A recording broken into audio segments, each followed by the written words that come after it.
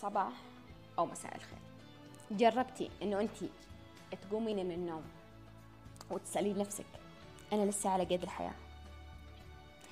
تقولين لنفسك كمية الألم اللي حسيتها واللي عشتها قبل أنام، معقولة أقوم الصبح ألاقي نفسي لسه أتنفس؟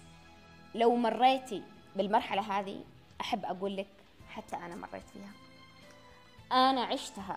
لذلك تعالي حطي إيدك في إيدي وأحط إيدي في إيدك وأوعدك وتوعديني أنه إحنا نرسم أجنحة ونقول بكرة رح نطير، بكرة رح تتغير الحياة، بكرة الحياة رح تبتسم لنا.